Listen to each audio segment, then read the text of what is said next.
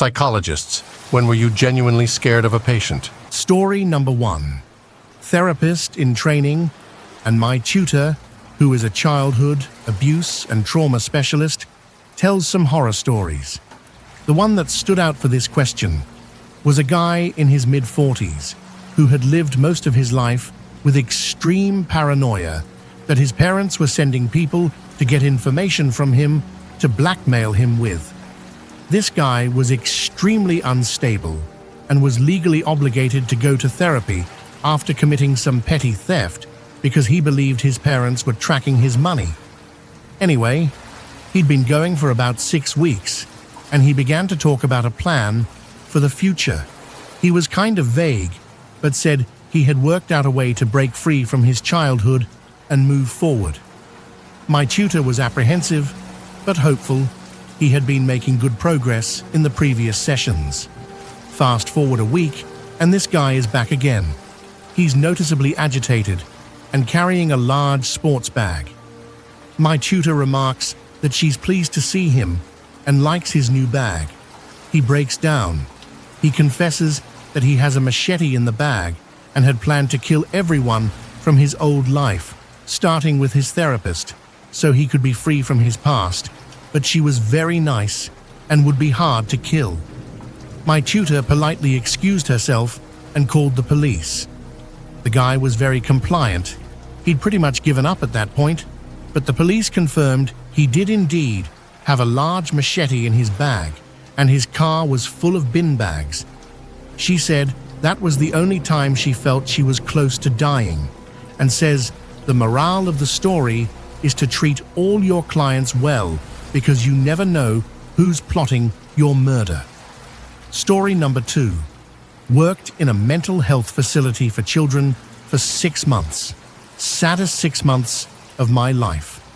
Top 3 shocking things that happened were severely schizophrenic 16-year-old teenage boy who was around 5 feet tall, 90 pounds, would get put into a straitjacket during one of his episodes, and he could physically take down the 6 feet 3 inches, 230 pounds male tech while being in a straitjacket. He would speak in voices that almost sounded demonic while doing it. It was horrifying. Severely schizophrenic 17-year-old girl would hide in a corner, wait till her targeted worker would walk by, stick her hands down the front of her pants into her vagina, grab a handful of period blood, and smack us across the face with the blood. She did this to me more than once, and I had to go to the hospital more than once during work hours to get tested, especially when the blood would get close to our mouths and eyes. Very sweet, but very non-verbal.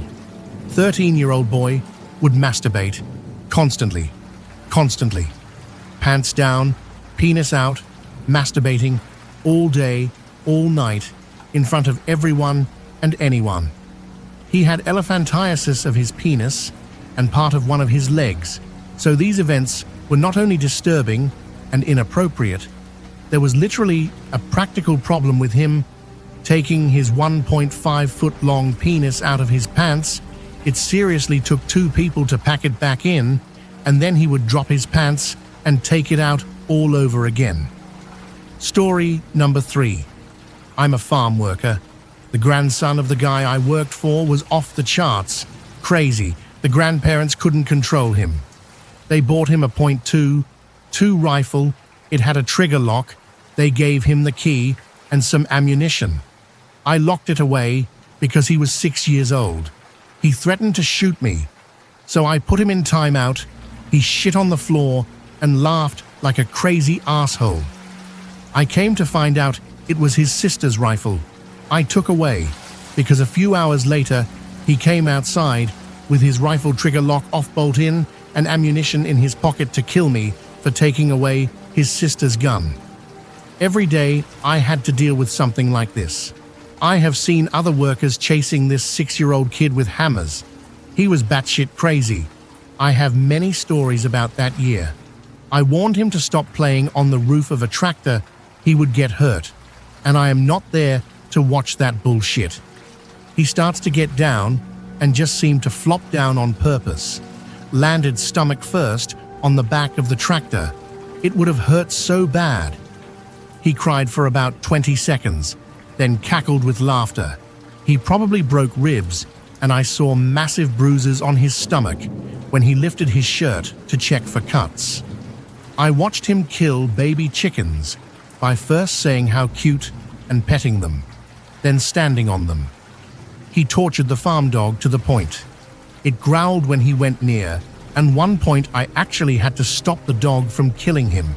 It had him by the back of the neck and was chomping down. He was crying, then burst into laughter. I can't speak enough about this kid to convey the frustration he would cause. He scared me, and I was on a farm where aggressive Black Angus bulls were a daily thing. Everyone hated that kid, and I am relieved I'm not around him anymore. He's coming your way, psychologists. Story number 4. I used to work in an inpatient residential treatment facility for sexually reactive adolescents, or in other words, juvenile sex offenders. I will say the broad majority of the kids Were kids who had experienced some severe trauma and as a result, reoffended on others. While they had some pretty severe behavioral and emotional issues, I could say that by and large they were mostly good kids. They were kids who needed therapeutic intervention, re-education with learning healthy boundaries and coping skills, self-soothing and working through their traumas and all that jazz.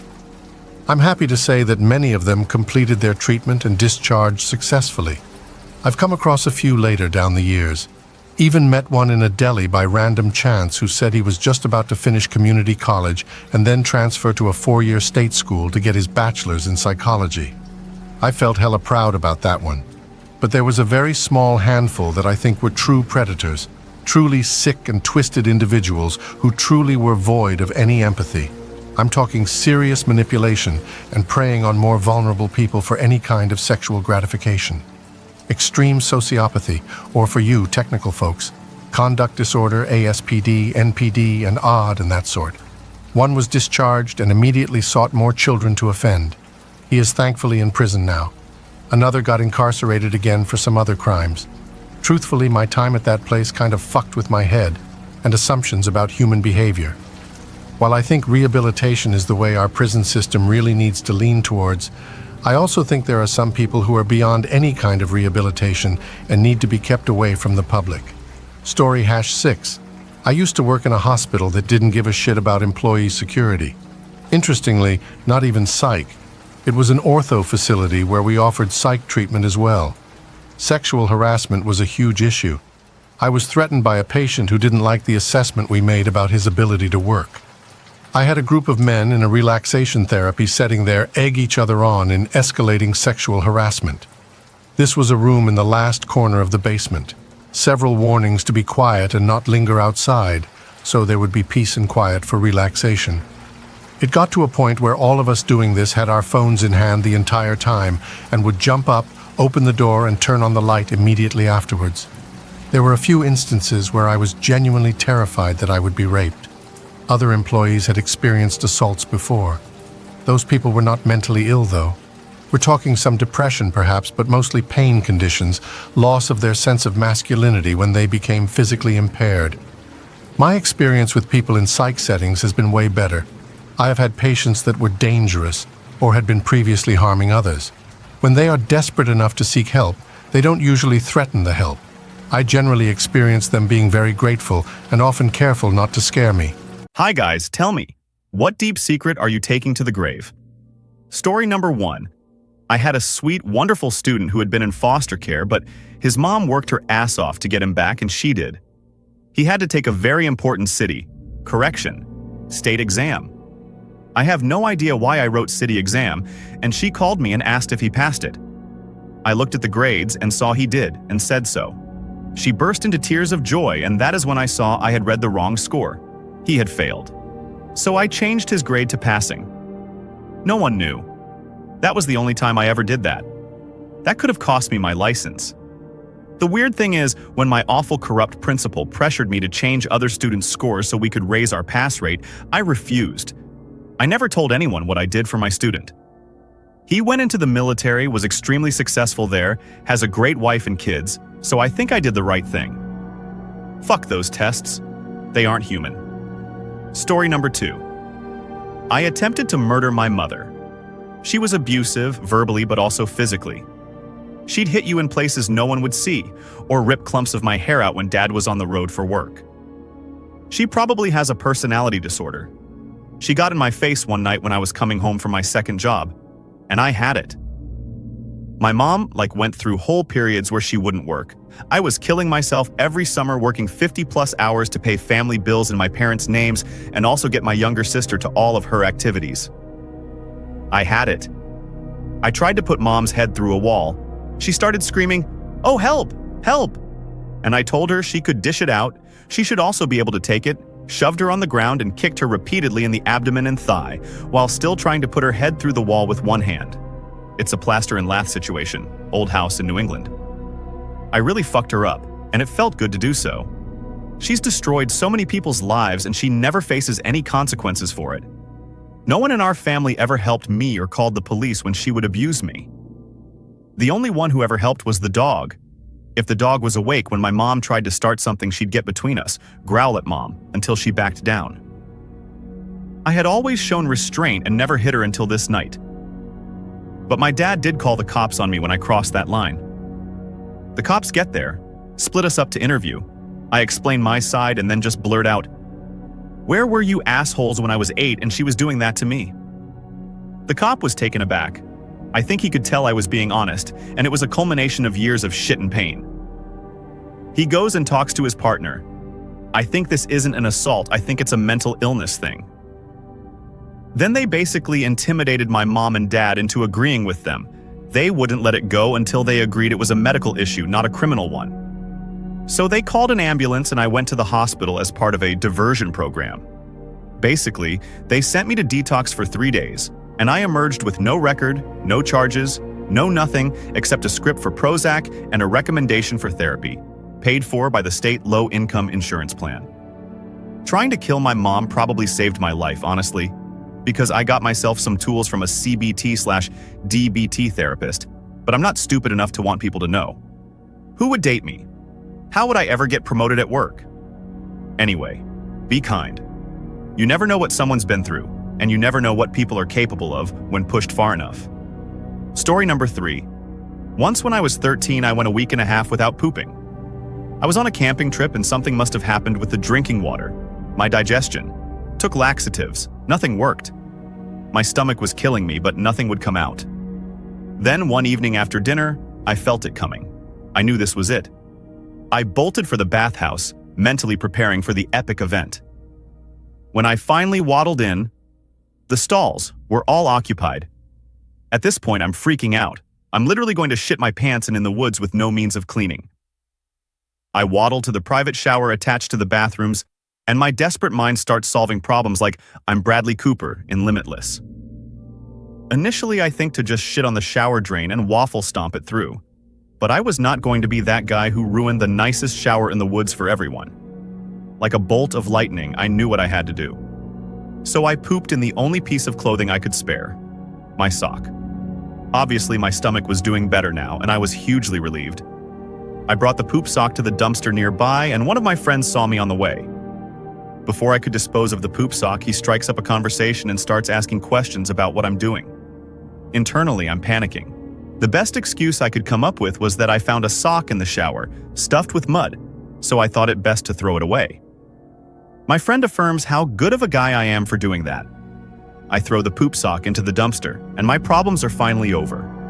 Mud in a sock is a ridiculous story, but there's absolutely no way he could have guessed that the real situation was much, much more bizarre. I've never told a soul about this until now. Never will again. Story number 4. When I was an awkward tween, my brothers and I spent a lot of time at my grandparents' house. We had been raised by my grandparents since we were little kids, and even after my dad remarried, he and my stepmom both worked graveyard shifts, so we would spend the night at my grandparents' house while my parents were at work. One day, my grandmother informed me that it was my grandfather's birthday and suggested that I wish him a happy birthday. He was downstairs in the living room sitting on the sofa, and I went up to him and gave him a big hug around the neck and said, "Happy birthday, Grandpa."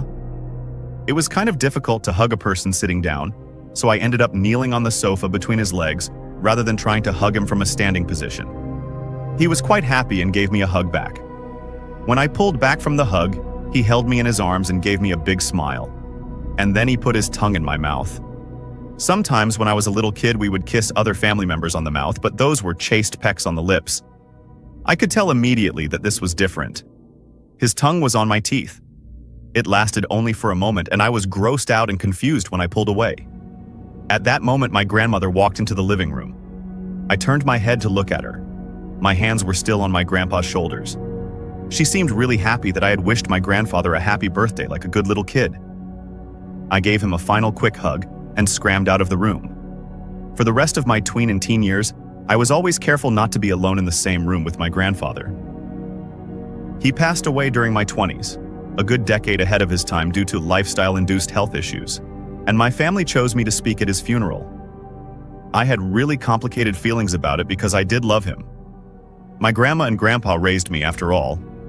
Also, my grandfather was the rock of the family, and after he passed away, the three branches, my dad and our family, plus his siblings and their families, gradually grew apart, and nothing was ever the same between us again. We don't even spend Christmas all together anymore. I've never told anyone in my family about it because I couldn't break my grandmother's heart. She's survived her husband 10 years and still talks to and about him every day and visits his grave multiple times a week.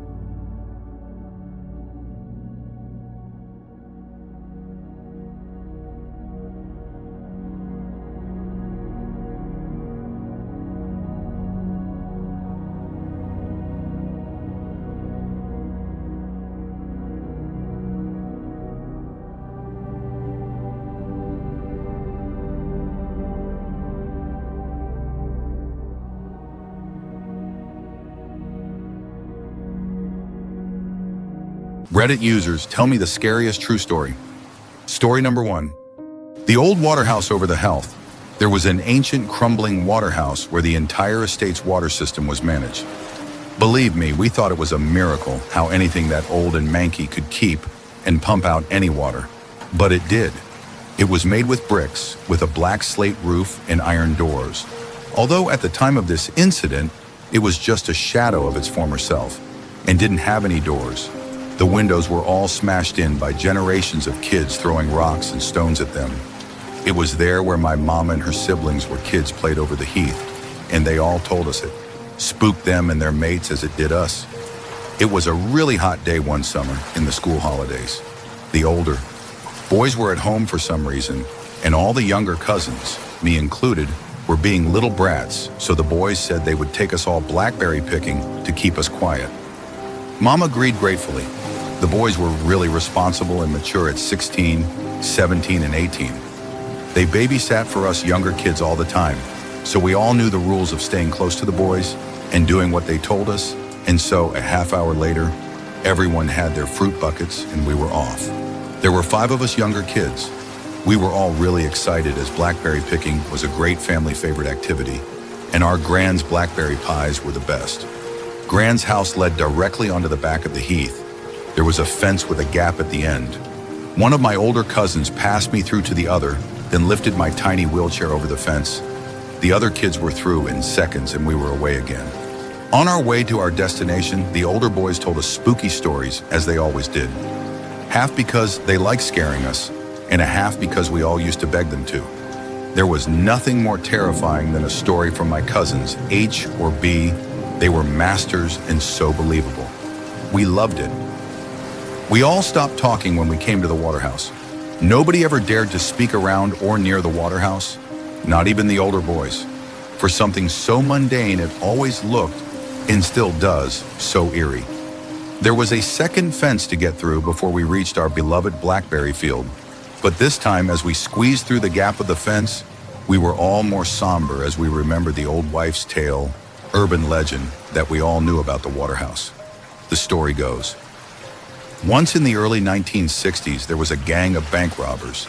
They were local to the area and were really nasty pieces of work. Their expertise was terrorizing bank customers and staff alike before grabbing and shooting anything that moved. They did several jobs without getting caught, but they really messed up a particular job, and a sweet 19-year-old trainee bank clerk was shot dead, and 5 more people were seriously injured. One of the gang was also shot dead, along with the nastiest member of the gang being seriously wounded in the crossfire.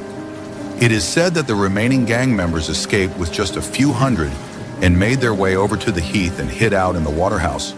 It was newish at that time and was a perfect hideaway for the murderers. There was a lot of contention and stress between the remaining gang, months, although it was never proven how. The bodies of all 3 of the remaining gang members were discovered rotting away in the waterhouse 6 months later. A few years after the weird stuff and creepy noises started occurring near and around the waterhouse, mysterious hairy figures were glimpsed moving stealthily amongst the pipes and wires. A dank, moldy, rotten smell, like aging river weeds, was always smelled around the area of the waterhouse, and eerie wails and menacing murmurs could be heard day and night. In the late 70s, there was a spate of mysterious deaths of homeless people who would shelter over the heath not too far from the waterhouse. There was nothing to ever link the deaths to the waterhouse, but the locals soon started giving the waterhouse and surrounding area a wide berth because of the creepy history and dark reputation, and that left the waterhouse abandoned and in disrepair. That's what we knew of the waterhouse's dark history. That is why we were so wary and anxious to get away from it as quickly as possible. When we were all through the gap in the fence further away from the waterhouse, us younger cousins built up enough courage to glance over at the building of ill repute before being rounded up by the older boys. I put me in my wheelchair again, and we set off to the blackberry field. We soon arrived at the field, where some other local kids we knew were already there, and we spent a nice afternoon picking and eating the juicy sweet blackberries and splashing in the river, and soon the sun was getting low, and it was time for home. Our journey home was much like the one there. We were still bantering, laughing, and the older boys were still winding us up slightly, but being as it was getting later, we were feeling wearier and slightly subdued. When we reached the fence before the waterhouse, the air felt slightly too close, like before a thunderstorm. The youngest of the 3 older boys got me out of my wheelchair so that B could lift it over the fence. The other kids were already on the other side of the fence with H and B. A suddenly said to his brother in a low, guarded voice, "Something moved at the back of their bruv." B just looked at him sideways. Out of the boys, A was the most likely one to pull a stunt or wind anyone up for a laugh. But A was straight-faced. A said, "I'm going to have a look," passing me through to B and squeezing past us all. "Wait up, A, we've got teeth." Having put me in my wheelchair, B had moved forward towards his brother when we all heard A shriek out in horror and disgust, and the 2 boys moved back quickly. H, having already taken me out of my wheelchair again, had told everyone to run, and we did. B picking up my tiny wheelchair, folding it up while running, A grabbing the other 2 kids' hands and following B and H running with me on his shoulders. Holding my other cousin's hands, we ran and ran. I kept saying, "Don't look back, don't look back." I did, but saw nothing. We didn't stop till we got to the fence which leads back to the road on the estate, and we could actually see civilization again. We were all completely exhausted, especially the older boys. Before we slipped through the fence to the road, B, holding himself up by the railings, asked, "What did you see, A?" "Why, yellow eyes, H, hairy face." All of us younger kids began to panic and scream, and H had to calm us all down. He said that we were safe and it would be all right, but we all wanted to get as far away from the waterhouse as possible. When we got home, we all looked bedraggled and slightly nervy. Mom and my auntie noticed this and asked the boys what was wrong. H just said that we just got spooked by an old drunk man in the bushes, looking for golf balls to sell. And as that was quite commonplace over the heath, Mom and my auntie just gave us kids a pep talk and hugged us. We never did tell my mama or my auntie the truth about the yellow eyes and hairy face, or find out what it actually was, but us kids didn't go near the waterhouse for a long time after.